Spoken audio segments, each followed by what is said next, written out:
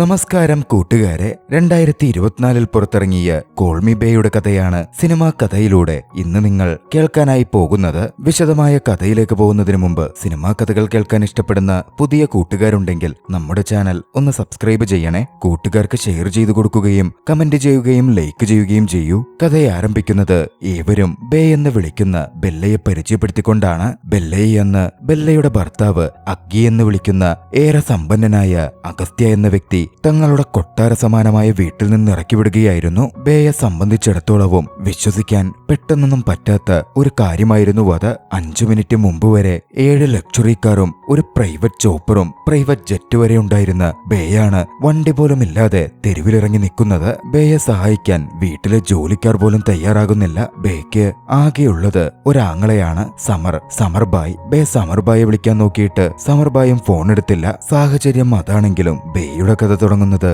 അവിടെ നിന്നൊന്നുമല്ല.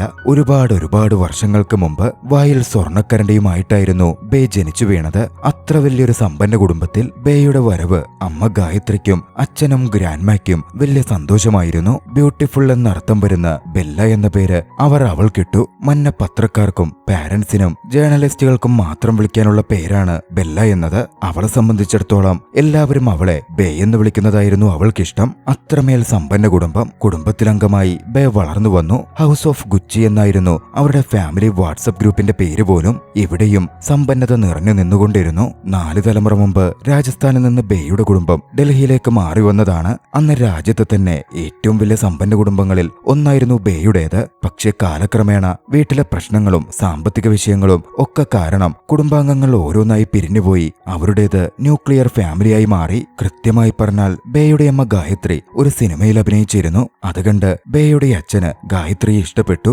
വിവാഹം പ്രപ്പോസ് ചെയ്തു. അങ്ങനെ ബേയുടെ അച്ഛനും അമ്മയും ഒന്നിക്കുകയായിരുന്നു. കാണാൻ ഏറെ ഭംഗിയുള്ള ഒരു അനന്തരാവകാശി വേണം എന്ന് ബേയുടെ അച്ഛനുമുണ്ടായിരുന്നു. പക്ഷെ ഒരിക്കലും അത് ബേയല്ല കേട്ടോ. ബേക്കൊരു സഹോദരനുണ്ട്, ഏറെ സ്മാർട്ടായിട്ടുള്ള ഒരു പയ്യൻ, സമർബായും ബേയും ചെറുപ്പം തൊട്ടേ വലിയ കൂട്ടായിരുന്നു. സമർബായെ എന്തിലും സപ്പോർട്ട് ചെയ്യാൻ പപ്പ കൂടെ ഉണ്ടായിരുന്നു. ബേക്കാണെങ്കിൽ ബേക്ക് ആകെ കൂടെ ഉണ്ടായിരുന്നത് ബേയുടെ ഗുഡ് ലുക്സ് മാത്രമാണ്. ബേക്കും സമറിനും ഹോഴ്സ് റൈഡിങ് വലിയ താല്പര്യമായിരുന്നു. പക്ഷേ വലുതായപ്പോ ഹോഴ്സ് റൈഡിംഗ് കണ്ടിന്യൂ ചെയ്യാൻ സമറേട്ടന് ഹെൽമെറ്റ് കൊടുത്തെങ്കിൽ ബേയെ അതിൽ നിന്ന് വിലക്കുകയായിരുന്നു ചെയ്തത്. പകരം അടുത്ത മത്സരത്തിലേക്ക് അമ്മ ബേയെ നയിച്ചു. കൃത്യമായി പറഞ്ഞാൽ വലിയൊരു സമ്പന്ന യുവാവിനെ ചാക്കിലാക്കുന്ന വളരെ മികച്ച അടുത്ത മത്സരം. അങ്ങനെയാണ് അഗസ്ത്യ ചൗധരി ബേയുടെ ജീവിതത്തിലേക്ക് എത്തുന്നത്. ധൻരാജ് ചൗധരിയുടെ ഒരേ ഒരു മകൻ പ്രിൻസ്റ്റണിലേക്ക് പഠിക്കുവാൻ വേണ്ടി അഗസ്ത്യ പോകുന്നുണ്ട്. ബേയുടെ ജീവിതത്തിൽ അന്നു മുതലായിരുന്നു പ്രൊജക്ട് അഗസ്ത്യ ആരംഭിക്കുന്നത്. പെർഫെക്റ്റ് ട്രോഫി വൈഫ് ആകുവാനുള്ള ബേയുടെ മുമ്പിലുള്ള നീണ്ട കോഴ്സായിരുന്നു അത്. അതാവാൻ സാധിച്ചോ എന്ന് ബേക്ക് ഉറപ്പൊന്നുമില്ല. പക്ഷെ ബേ അതിനുവേണ്ടി നല്ല രീതിയിൽ ശ്രമിച്ചിരുന്നു. ലക്ഷറി പീപ്പിൾസിന്റെ ഓരോ തരത്തിലുള്ള പലതരം ചെറിയ കോഴ്സുകളും ബേക്ക് അതിന്റെ പേരിൽ ചെയ്യേണ്ടി വന്നു. അങ്ങനെ ആദ്യഘട്ട ട്രെയിനിങ്ങുകൾക്ക് ശേഷമാണ് ബേയുടെ ഡെബ്യൂട്ട് വരുന്നത്. ഡെബ്യൂട്ട് എന്ന് കേൾക്കുമ്പോൾ സിനിമയിലൊന്നുമല്ല, ഈ പണക്കാരായവർക്കൊക്കെ സൊസൈറ്റിയിലേക്ക് ഒരു ഡെബ്യൂട്ട് ഉണ്ട്. അമ്മയായിരുന്നു ബേയെ നയിച്ചത്. അഗസ്ത്യയുടെ വൈഫാവാനുള്ള ട്രെയിനിങ്ങിൽ എല്ലാ നിർദ്ദേശവും അമ്മ തന്നെ ബേക്ക് കൊടുത്തിരുന്നു. അന്ന് പാർട്ടിയിൽ വെച്ച് അമ്മ പ്രധാനപ്പെട്ട കാര്യം ബേയോട് പറഞ്ഞു. സ്റ്റോക്ക് മാർക്കറ്റ് എക്സ്ചേഞ്ചിന്റെ ആളുകൾ പപ്പയുടെ പുറകെ തന്നെയുണ്ട്. അഗസ്ത്യയുമായി റിലേഷൻ ഉണ്ടാക്കി ബേ ആ വിവാഹം നടത്തിയില്ലെങ്കിൽ അവരുടെ കുടുംബം തന്നെ കടക്കിണയിലാകും. ബേക്ക് മാത്രമേ ഇപ്പൊ കുടുംബത്തെ രക്ഷിക്കാൻ സാധിക്കുകയുള്ളൂ. അതോടെ ബേയുടെ മേൽ അഗസ്ത്യ ചൗധരി എന്നത് നേടേണ്ടുന്ന ഒരു വിജയമായി മാറി. എന്തായാലും അന്ന് ആ പാർട്ടിയിൽ വെച്ചിട്ടായിരുന്നു ബേയും അഗസ്ത്യയും തമ്മിലുള്ള ആദ്യ കൂടിക്കാഴ്ചയും ഡാൻസും ഒക്കെ നടക്കുന്നത്. ബേക്ക് എപ്പോഴും സ്കൂൾ പഠിത്തമൊക്കെ കഴിഞ്ഞ് ബിസിനസ് പഠിക്കണമെന്നായിരുന്നു. മുമ്പിലുള്ള ഏറ്റവും നല്ല വഴി തന്നെ ബേ തിരഞ്ഞെടുത്തു. അക്കി ന്യൂയോർക്കിലേക്ക് പഠിക്കാൻ പോയപ്പോ അവനെ ഫോളോ ചെയ്ത് ബേയും ന്യൂയോർക്കിലെത്തി. അവിടെ വെച്ച് അവർ ഡേറ്റും ചെയ്തു. അവിടെ തുടരുന്നതിനിടയിൽ നിരവധി ഷോർട്ട് കോഴ്സുകളും ബേ ചെയ്യുന്നുണ്ടായിരുന്നു. അവളുടെ ഏറ്റവും ഫേവറേറ്റ് കോഴ്സായ സോഷ്യൽ മീഡിയ ജേർണലിസം അടക്കം. പക്ഷേ നീണ്ട നാളുകൾക്കൊടുവിൽ അത് സംഭവിച്ചു. അഗ്ഗി ബേയെ പ്രപ്പോസ് ചെയ്തു. സന്തോഷത്തോടെ ബേ ആ പ്രപ്പോസൽ സ്വീകരിച്ചു. തൊട്ടു പിന്നാലെ ഒന്നുകൂടി അത് ചെയ്യാമോ എന്ന് ചോദിച്ച് അത് അങ്ങനെ തന്നെ ഫോട്ടോയും വീഡിയോയും എടുത്ത് ബേ ഇൻസ്റ്റഗ്രാമിലും ഇട്ടു. ഒരുപക്ഷെ അങ്ങനെ ചെയ്തില്ലായിരുന്നേ ആ വിവാഹം നടക്കില്ലായിരുന്നു എന്നുവരെ ബേക്കൊരു തോന്നലുണ്ടായിരുന്നു. കാരണം പണക്കാരെ സംബന്ധിച്ച് മൊത്തം വാർത്തകളാണ് സുഹൃത്തുക്കളാണല്ലോ. അവരുടേത് ഒരു ഗ്രാൻഡ് വിവാഹം തന്നെയായിരുന്നു. റോയൽ പ്രിൻസസ് അടക്കം പങ്കെടുത്ത് നീണ്ട സംഗീത് പാർട്ടിയും ഒക്കെയുമുള്ള ഒരു വലിയ വെഡ്ഡിംഗ്. ഏതാണ്ട് നമ്മുടെ അംബാനി കല്യാണം പോലെ. ബേ അങ്ങനെ പ്രൊജക്ട് അഗസ്ത്യയിൽ വിജയിച്ചതുകൊണ്ട് ബേയുടെ കുടുംബത്തിന് പണക്കാരെന്ന സ്റ്റാറ്റസിൽ നിന്നും മിഡിൽ ക്ലാസ്സിലേക്ക് ഇറങ്ങേണ്ടി വന്നില്ല. കാരണം സമർബായും അഗസ്ത്യയും ബിസിനസ് പാർട്ട്നേഴ്സായി. ബേ അവിടെ നിന്നും മിസസ് ബെല്ല ചൗധരിയായി മാറി. രാജ്യത്തെ ഏറ്റവും സമ്പന്നനായ വ്യക്തിയുടെ ഭാര്യ. ഹണിമൂണൊക്കെ അവർ ലക്ഷദ്വീപിൽ ആഘോഷിച്ചു. അങ്ങനെ വിവാഹം കഴിഞ്ഞ് 3 കൊല്ലക്കാലം കടന്നുപോയി. വിവാഹത്തിന്റെ ആദ്യകാല രസങ്ങളൊക്കെ പെട്ടെന്ന് തന്നെ കെട്ടടങ്ങിയിരുന്നു. ബേയെ സംബന്ധിച്ചിടത്തോളം വീടും വീട്ടിലെ ചുറ്റുപാടും ഒരു തടവറ പോലെയാവാൻ തുടങ്ങി. എല്ലാ ദിവസവും ബേക്ക് ഒരുപോലെയായിരുന്നു, ഒറ്റപ്പെട്ട പോലെ. ബേയുടെ ആ വലിയ കൊട്ടാര സമാനമായ വീട്ടിലെ ജീവിതം എന്നും പതിവ് പോലെ തുടങ്ങും. എഴുന്നേറ്റുടനെ ബേ തന്നെ സ്വയം പുകഴ്ത്തിക്കൊണ്ട് ഉറപ്പ് വരുത്തുവാൻ കുറച്ച് വാചകങ്ങൾ ഉരുവിടും. പിന്നെ എഴുന്നേറ്റ് വീട്ടിലെ സ്റ്റാഫുകളോടൊക്കെ ഗുഡ് മോർണിംഗ് പറഞ്ഞ് അവരെ ഒന്ന് സന്തോഷപ്പെടുത്തും. പിന്നാലെ ബ്രേക്ക്ഫാസ്റ്റിനായി ചെന്നിരിക്കും. തീന്മേശയിൽ അത്രയധികം വിഭവങ്ങൾ ഉണ്ടാകും. പക്ഷേ ഭക്ഷണം കഴിക്കാൻ ഇരിക്കുന്ന സമയത്താണ് ബേയുടെ അടുത്തേക്ക് കുട്ടികൾക്കായുള്ള പ്രഷറും എത്തുന്നത്. വീട്ടിൽ നിന്നും അഗസ്ത്യയിൽ നിന്നും ഏകദേശം എല്ലാവരിൽ നിന്നും തന്നെ അടുത്ത അനന്തരാവകാശിക്ക് വേണ്ടിയുള്ള പ്രഷർ ബേ നേരിടുന്നുണ്ടായിരുന്നു. പക്ഷേ അങ്ങനൊക്കെ ആണെങ്കിലും പുറം ലോകത്തു നിന്ന് അത് മറച്ചുവെക്കാൻ ബേ ശ്രമിച്ചു. രാവിലെ തന്നെ തന്റെ ലക്ഷറി ഭക്ഷണത്തിന്റെ ഫോട്ടോ എടുത്ത് നല്ല ക്യാപ്ഷനോടെ താൻ സന്തോഷവതിയാണെന്ന് സൂചിപ്പിച്ച് ബേ ഇൻസ്റ്റഗ്രാമിൽ ഫോട്ടോ പോസ്റ്റ് ചെയ്യും. ദിവസങ്ങൾ ഇങ്ങനെ കടന്നുപോയി. എന്തിനേറെ പറയുന്നു, അഗസ്ത്യയെ ബേക്ക് അടുത്ത് കിട്ടാറേ ഉണ്ടായിരുന്നില്ല. കഴിഞ്ഞ 1 കൊല്ലത്തോളമായി അവർ ഒന്നിച്ച് സമയം ചിലവഴിച്ചിട്ട്. അഗസ്ത്യ എപ്പോഴും ജോലി തിരക്കിലായിരിക്കും. എന്തിനേറെ പറയുന്നു, ബേയുടെ ബർത്ത്ഡേ ദിവസം അഗസ്ത്യക്കൊപ്പം ബേ ഒരു ബർത്ത്ഡേ ഡിന്നർ പ്രതീക്ഷിച്ചിരുന്നു. പക്ഷേ അതും പാളി. അഗസ്ത്യക്കെന്ന് മറ്റു ചില ബിസിനസ് മീറ്റിംഗുകൾ ഉണ്ടായിരുന്നു. അതിന്റെ പേരിൽ തന്റെ ദുഃഖങ്ങളൊക്കെ ബേ അഗസ്ത്യയോട് പറഞ്ഞെങ്കിലും അഗസ്ത്യ അതൊന്നും വലിയ കാര്യമാക്കിയെടുക്കുന്നില്ല. കഴിഞ്ഞ 1 കൊല്ലമായി അവർക്കിടയിൽ ശാരീരിക ബന്ധം പോലും ഉണ്ടായിരുന്നില്ല. അഗസ്ത്യ ആകട്ടെ ബേയുടെ അത്തരത്തിലുള്ള ഒറ്റപ്പെടലുകളെ പരിഗണിച്ചില്ലെന്ന് മാത്രമല്ല, ബർത്ത്ഡേ ഗിഫ്റ്റായി ഈ യാച്ച് വെച്ചോ എന്ന് പറഞ്ഞ് പുതിയൊരു യാച്ചടക്കം ബേക്ക് ഗിഫ്റ്റ് ചെയ്തു. ബേക്കാണെങ്കിൽ ആ ഒരു സമയത്ത് പണം ഒന്നുമായിരുന്നില്ല വേണ്ടത്, ഒരാളുടെ കമ്പനിയായിരുന്നു. ബേ ആകെ തനിച്ചായി പോയി. രാത്രി ഉറങ്ങുന്നതിനു മുമ്പ് തന്റെ ലക്ഷറി ബാഗുകളോട് അവൾ തന്റെ കാര്യങ്ങൾ സംസാരിക്കും. ബേയെ സംബന്ധിച്ചിടത്തോളം നിലവിൽ അവൾക്കാകെയുള്ള കൂട്ട്, അവൾ സംസാരിക്കുന്നത് കേൾക്കാൻ വരെയുള്ള കൂട്ട് ആ ബാഗുകൾ മാത്രമായിരുന്നു. എന്നിരുന്നാലും വേദനകൾക്ക് മറച്ച് ബാഗുകളുമായി സംസാരിക്കുന്നത് നോർമലൈസ് ചെയ്യൂ എന്ന തരത്തിൽ അവൾ ഇൻസ്റ്റഗ്രാമിൽ ചിരിച്ചുകൊണ്ട് ഫോട്ടോ പോസ്റ്റ് ചെയ്തു. അങ്ങനെ ഏറെ ഏകാഗിയായി ബേയുടെ ജീവിതം മുമ്പോട്ട് പോകുമ്പോഴാണ് ബേ അയാളെ കണ്ടുമുട്ടുന്നത്. ബേയുടെ പുതിയ ഫിറ്റ്നസ് ട്രെയിനറായ പ്രിൻസിനെ കണ്ട മാത്രയിൽ ബേക്ക് ഇഷ്ടപ്പെട്ടിരുന്നു. പോരാതെ പ്രിൻസിന്റെ കെയറിങ്ങും മറ്റു പലതും കൂടി ആയപ്പോ വല്ലാത്തൊരു ലൈംഗിക ആകർഷണം തന്നെ പ്രിൻസിനോട് ബേക്ക് തോന്നി. മാത്രമല്ല, പ്രിൻസിനോട് സംസാരിക്കുമ്പോ വല്ലാത്തൊരു കണക്ഷനും ബേക്ക് ഫീൽ ചെയ്യുന്നുണ്ടായിരുന്നു. പ്രിൻസിനും ബേയോട് ആ താല്പര്യം തോന്നി. ബേയുടെ ശരീരത്തിൽ പച്ചകുത്തിയത് എന്താണ് എന്ന് പ്രിൻസ് ചോദിച്ചപ്പോ അതൊരു മൂങ്ങയാണെന്നും അത് തന്റെ സ്പിരിച്വൽ അനിമലാണ് എന്നും ബേ പറയുന്നുണ്ട്. വൈകാതെ ഒന്ന് മറ്റൊന്നിലേക്ക് നയിച്ച് അവർ തമ്മിൽ ചുംബിക്കുകയും പരസ്പരം അടുക്കുകയും ചെയ്യുകയാണ്. അങ്ങനെ ആ ഒരു പാർട്ടിയുടെ ദിവസം വന്നെത്തി. എല്ലാം മാറ്റിമറിച്ച് ആ രാത്രി ഫോർമലായി ഏവരെയും കണ്ട് പരിചയപ്പെട്ട് പാർട്ടി എൻജോയ് ചെയ്ത് ബേ ഉണ്ടായിരുന്നു. പക്ഷെ അവൾ ഏറെ ഏകാഗിയായി കാണപ്പെട്ടു. അഗസ്ത്യയാണെങ്കിൽ പുതിയ ബിസിനസ് മീറ്റിംഗുമായി തിരക്കിലുമായിരുന്നു. അവരുടെ കൊട്ടാര സമാനമായ വീട്ടിൽ വെച്ചിട്ടായിരുന്നു ആ പാർട്ടി അരങ്ങേറിയതും. അഗസ്ത്യ പുതുതായി പാർട്ട്ണർഷിപ്പിൽ ഏർപ്പെടാൻ പോകുന്ന യോബോസ്കൈ എന്ന കമ്പനിയുടെ സിഇഒയും കുടുംബവും അവിടെ എത്തിയിരുന്നു. പക്ഷേ അവിടെ ബേ പറഞ്ഞ കോമഡികളൊന്നും അത്ര കണ്ട് വർക്കായില്ല. അക്കിക്കും ചെറിയ അസ്വസ്ഥത തോന്നി. അതോടെ ബേയെ അകറ്റി നിർത്താൻ അക്കി ശ്രമിച്ചു. സിഇഒയെയും കുടുംബത്തെയും വീട് ചുറ്റിക്കാണിക്കാൻ അക്കി കൊണ്ടുപോവാൻ തുടങ്ങി. അക്കിയുടെ കൂടെ നടക്കാൻ താല്പര്യപ്പെട്ട് ബേ അക്കിക്ക് അടുത്തേക്ക് ചെന്നെങ്കിലും നീ എന്തിനാ ഇതിലൊക്കെ ഇടപെടുന്നേ, നിന്റെ അമ്മ നിന്നെ ഒന്നും പഠിപ്പിച്ചിട്ടില്ലേ എന്ന് ചോദിച്ച് ബേ അക്കി പറഞ്ഞയച്ചു. ബേ ആണെങ്കിൽ ഏകാന്തതയുടെ പടുകുടിയിൽ വീണ് ആകെ ഡെസ്പറേറ്റായി നിൽക്കുകയായിരുന്നു. ദുഃഖത്തോടെ പാർട്ടി ഹാളിലേക്ക് വന്നവൾ ഒരു ഷാമ്പയിനുമെടുത്ത് ചിരിയോടെ ഒരു ഇൻസ്റ്റഗ്രാം ഫോട്ടോ ഇട്ടു. ഉള്ളിലെ ദുഃഖങ്ങൾ മറയ്ക്കാൻ ബേക്ക് അറിയാമായിരുന്നു. ബേ അപ്പോഴാണ് തന്റെ എതിരെ നിൽക്കുന്ന പ്രിൻസിനെ കാണുന്നത്. ഏറെ താല്പര്യത്തോടെ ബേ പ്രിൻസിനെ നോക്കി. മറുവശത്ത് അക്കിയാകട്ടെ ഓരോ ഇടവും സിഇഒക്കും കുടുംബത്തിനും കാണിച്ചു കൊടുക്കുകയാണ്. അങ്ങനെ ഓരോ ഇടവും അവർ കാണിച്ച് ഒടുവിൽ വർക്കൗട്ട് സ്റ്റേഷനിലേക്ക് എത്തി. അങ്ങോട്ടേക്ക് കടന്നവർ ആ കാഴ്ച കണ്ട് ഞെട്ടിപ്പോയിരുന്നു. പ്രിൻസും ബേയും അവിടെ വെച്ച് ഇന്റിമേറ്റ് ആവുകയായിരുന്നു. അത് കണ്ട് അഗസ്ത്യടക്കം ഷോക്കായി പോയിരുന്നു. എന്തിനേറെ പറയുന്നു, കൂടെയുണ്ടായിരുന്ന ഫോട്ടോഗ്രാഫർ അതിന്റെ ഫോട്ടോ വരെ പകർത്തുകയും ചെയ്തു. പിന്നെ പറയണ്ടല്ലോ, രാത്രിക്ക് രാത്രി മഞ്ഞപ്പത്രങ്ങളിൽ വാർത്തകളായി. ഭർത്താവിനെ ചീറ്റ് ചെയ്തു എന്ന പേരിൽ അഗസ്ത്യ തന്നെ ബേയെ വീട്ടിൽ നിന്ന് ഇറക്കി വിട്ടു. ബേക്ക് മറ്റെങ്ങോട്ടും പോവാൻ തന്നെ ഉണ്ടായിരുന്നില്ല. ബേ തിരികെ തന്റെ വീട്ടിലേക്കെത്തി. വീട്ടിലെത്തിയ ബേയുടെ മമ്മിയാണെങ്കിൽ ദേഷ്യത്തിലായിരുന്നെങ്കിലും അത് പ്രകടിപ്പിച്ചില്ല.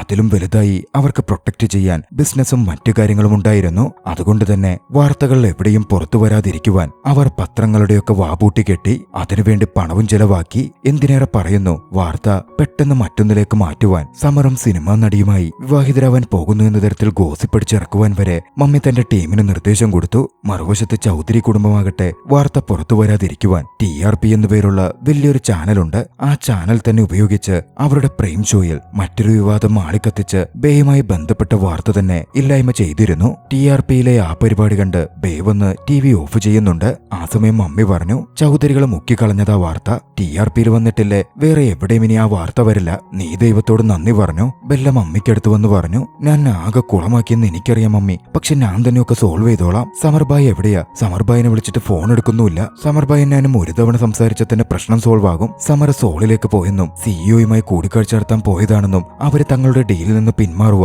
നിന്റെ ഈ പ്രശ്നം കാരണം അതൊന്ന് സോൾവ് ചെയ്യാൻ വേണ്ടി പോയതാ എന്നും മമ്മി പറഞ്ഞു. സമറിന്റെ ഫ്യൂച്ചർ, നമ്മുടെ ഫ്യൂച്ചർ നീ ഒക്കെ നശിപ്പിച്ചു ബെല്ല. ഇതിൽ ഏറ്റവും മോശം എന്താണെന്നറിയോ ബെല്ല, നീ ചെയ്തു കൂട്ടിയ ഈ കാര്യങ്ങൾക്കൊക്കെ ആളുകൾ എന്നെ കുറ്റം പറയാ. നിനക്കെന്തുകൊണ്ട് പെർഫെക്റ്റ് ആയിക്കൂടെ ബെല്ല? ബെല്ല മമ്മിയോട് എനിക്കിനിയും MBA ചെയ്യാൻ പറ്റുമെന്നും കമ്പനി ബിസിനസ്സിൽ ജോയിൻ ചെയ്യാൻ പറ്റുമെന്നും ഒക്കെ പറഞ്ഞപ്പോ മമ്മി അതിനെ കളിയാക്കി. പപ്പയെ കണ്ട് സംസാരിക്കണമെന്ന് പറഞ്ഞപ്പോ പപ്പയ്ക്ക് നേരെ പാനിക് അറ്റാക്ക് വന്നെന്നും നിന്നെ കണ്ട വീണ്ടും പ്രശ്നമാകും, അത് വേണ്ടെന്നും മമ്മി പറഞ്ഞു. തൽക്കാലത്തേക്ക് ബെല്ലയോട് ലോസ് ആഞ്ചലസിൽ പോയി കുറച്ചുനാൾ ഒളിവിലെന്ന പോലെ കഴിയാനും 6 മാസം കഴിഞ്ഞ് ഒക്കെ കെട്ടടങ്ങുമ്പോൾ തിരിച്ചു വരാമെന്നും പറഞ്ഞു. നഗരത്തിൽ ജീവിച്ചത് എനിക്ക് അങ്ങോട്ട് പോകാൻ പറ്റില്ല എന്ന് ബെല്ല പറഞ്ഞതും നിനക്ക് വേറെ എവിടെയും പോകാൻ പറ്റില്ലെന്നും സൗത്ത് ഡൽഹി മുഴുവൻ ചൗധരിയുടെ ബാൻ ഉണ്ടാകുമെന്നും ഒരു ഹോട്ടലിലും നിന്നെ കേട്ടില്ലെന്നുമൊക്കെ അമ്മ ബെല്ലയോട് പറഞ്ഞ് വ്യക്തമാക്കി. സമറേട്ടനെ കാണണം എന്ന് ബെല്ല പറഞ്ഞപ്പോ നിന്റെ മുമ്പിലുള്ള ഒരേ ഒരു നല്ല ഓപ്ഷൻ LAയിൽ പോവൽ മാത്രമാണ് എന്നായിരുന്നു അമ്മ പറഞ്ഞത്. അവരുടെ വീട്ടിലും ബെല്ലയെ അവർക്ക് നിർത്താൻ പറ്റുമായിരുന്നില്ല. ചൗധരികൾ അതും വലിയ പ്രശ്നമാക്കും. ബെല്ല തന്റെ കൂട്ടുകാരിയെ വിളിക്കാൻ നോക്കിയെങ്കിലും അവൾ ഫോൺ എടുത്തില്ല.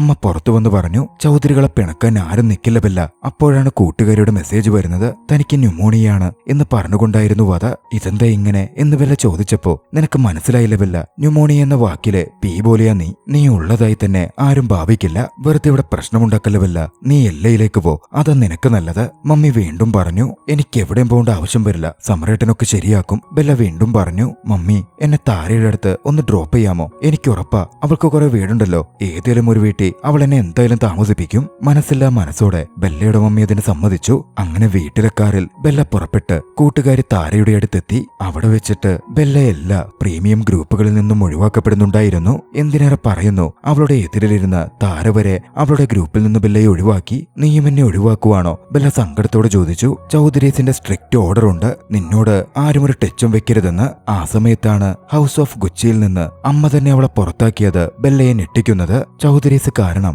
അവളെ സഹായിക്കാൻ പറ്റില്ല എന്ന് താരയും ബെല്ലയോട് പറഞ്ഞു. ബെല്ല, നീ വേറേതെങ്കിലും നഗരത്തിൽ പോ, നീ പേജ് 3 വാർത്തയാവില്ലാത്ത എങ്ങോട്ടെങ്കിലും, അതായിരിക്കും നിനക്ക് നല്ലത്, താര ഉപദേശിച്ചു. എന്തിനേറെ പറയുന്നു, ബെല്ല അങ്ങനെ ആ ഒരൊറ്റ രാത്രിയിലെ സംഭവം കാരണം നടുത്തെരുവിലായി. അപ്പോഴാണ് ബെല്ലയെ പ്രിൻസ് വിളിക്കുന്നത്. ബെല്ല എവിടെയാണ് എന്നൊക്കെ പ്രിൻസ് അന്വേഷിച്ചു. താൻ അങ്ങോട്ടേക്ക് വന്ന് ബെല്ലയെ പിക്ക് ചെയ്യാം എന്ന് പ്രിൻസ് പറഞ്ഞെങ്കിലും അതൊന്നും വേണ്ടെന്ന് ബെല്ല പറഞ്ഞു. ഇന്നു മുതൽ എന്നെ കോണ്ടാക്ട് ചെയ്യരുതെന്നും എന്റെ ഫാമിലിയെ നിനക്കറിയില്ല, അവര് നിന്റെ കരിയർ തന്നെ ഇല്ലാതാക്കി കളയും, എല്ലായിടത്തു നിന്നും നിന്നെ വിലക്കും എന്ന് ബെല്ല പ്രിൻസിനെ വാൺ ചെയ്തു. എല്ലാം എന്റെ തെറ്റായിരുന്നു പ്രിൻസ്, ഞാനായിരുന്നു വിവാഹം കഴിച്ചിരുന്നത്, ഞാൻ ആലോചിക്കേണ്ടിയിരുന്നതായിരുന്നു. നീ എന്താ ചെയ്യാൻ പോകുന്നേ? സമരേട്ടൻ സോളിലാ ഉള്ളേ, ചേട്ടൻ തിരിച്ചു വന്ന ഒക്കെ ശരിയാവും, ബൈ പ്രിൻസ് എന്ന് പറഞ്ഞ് ബെല്ല കോൾ കട്ട് ചെയ്തു. ബസ് സ്റ്റോപ്പിലിരുന്ന ബെല്ലയ്ക്ക് ഉറങ്ങാൻ പോലും ഇടമുണ്ടായിരുന്നില്ല. താരയെ വിളിച്ച് അവസാനമായൊരു സഹായത്തിന് ബെല്ല അപേക്ഷിച്ചു. ഉറങ്ങുവാൻ ഒരു കാർ വിട്ടുതരാമോ എന്നായിരുന്നു അത്. മനസ്സില്ലാ മനസ്സോടെയാണെങ്കിലും താര കാറ് കൊടുത്തു. ബെല്ല കാറിലിരുന്ന് മദ്യവും വാങ്ങി കുടിച്ച് ദുഃഖത്തോടെ ഇരിക്കാൻ ആരംഭിച്ചു. അപ്പോഴാണ് പോലീസ് ആ വഴി വരുന്നത്. കാറിൽ മദ്യപിച്ചിരിക്കുകയാണ് എന്ന് പറഞ്ഞ് ബെല്ലയ്ക്കെതിരെ അവർ കേസ് ചാർജ് ചെയ്തു. വണ്ടി ബെല്ലയുടേത് പോലുമല്ല എന്നറിഞ്ഞതും പോലീസിന് സംശയമായി. ബെല്ലയെ പോലീസ് അറസ്റ്റ് ചെയ്ത് കൊണ്ടുപോവുകയാണ്. പോലീസ് സ്റ്റേഷനും അകവും പരിസരവുമൊക്കെ ലക്ഷറി ലൈഫിൽ ജീവിച്ച ബെല്ലയ്ക്ക് പുതിയതായിരുന്നു. സാനിറ്റൈസർ എല്ലായിടത്തും ഉപയോഗിച്ചായിരുന്നു ബെല്ല ഇരുന്നത് പോലും. അടുത്തിരുന്ന ക്രിമിനൽസിനോട് വരെ ബെല്ല കൂളായിട്ട് സംസാരിക്കാൻ ശ്രമിക്കുകയൊക്കെ ചെയ്തു. കുറച്ചു സമയം പിന്നിട്ടതും ഒരു കോൺസ്റ്റബിൾ വന്നു. താരമേഡം വണ്ടി മോഷണം പോയതല്ലെന്ന് കൺഫേം ചെയ്തിട്ടുണ്ട്, ഞങ്ങൾ സോറി ചോദിക്കുന്നു എന്നവർ ബെല്ലയോട് പറഞ്ഞു. പക്ഷേ ഡ്രങ്ക് ആൻഡ് ഡ്രൈവിന് കേസ് എടുത്തതുകൊണ്ട് ഫൈൻ അടയ്ക്കണമെന്നും ആവശ്യപ്പെട്ടു. ബെല്ലയുടെ പക്കൽ പേഴ്സ് നോക്കിയപ്പോ ആകെ ഒരു 10,000 രൂപയുണ്ട്. ബെല്ല അതടച്ചിറങ്ങാൻ പോയപ്പോ അടുത്തിരുന്ന വ്യക്തി ഫൈൻ അടയ്ക്കാൻ 5,000 പോലുമില്ലാതെ തന്റെ കഷ്ടപ്പാട് കോൺസ്റ്റബിളിനോട് ബെല്ലയോട് പറയുകയായിരുന്നു. ബെല്ലയ്ക്ക് അത് കേട്ട് സങ്കടം തോന്നി. എന്റെ 5000 എടുത്ത് അയാളെ വിട്ടേക്കൂ, വണ്ടി ഞാൻ നാളെ എടുത്തോളാം, ഫൈനും കൊടുത്തയച്ചേക്കാം എന്ന് ബെല്ല പറഞ്ഞപ്പോ കോൺസ്റ്റബിൾ അതിന് സമ്മതിച്ചു. അങ്ങനെ ബെല്ല സ്റ്റേഷനിൽ നിന്നിറങ്ങി. ഈ സമയം അടുത്തിരുന്ന് ഭ്രാന്തിയെ പോലെ തോന്നിച്ച വൃത്ത ബെല്ലയോട് പറയുന്നുണ്ടായിരുന്നു, നീ അങ്ങോട്ടേക്ക് പോ, രാത്രിയാകാത്ത ഇടത്തേക്ക്, താരനിബിഡമായ ഇടത്തേക്ക്, സമുദ്രത്തിനടുത്ത്, മത്സ്യഗന്ധമുള്ളിടത്ത്, നിന്റെ ഭാവി അവിടെയാണ്. പറഞ്ഞതത്രയ്ക്ക് ബെല്ലയ്ക്ക് മനസ്സിലായില്ല. എന്തായാലും ബെല്ല സ്റ്റേഷൻ വിട്ടിറങ്ങി. പുറത്തവൾ നിൽക്കുമ്പോ ബെല്ലയ്ക്ക് പ്രിൻസിന്റെ കോൾ വന്നു.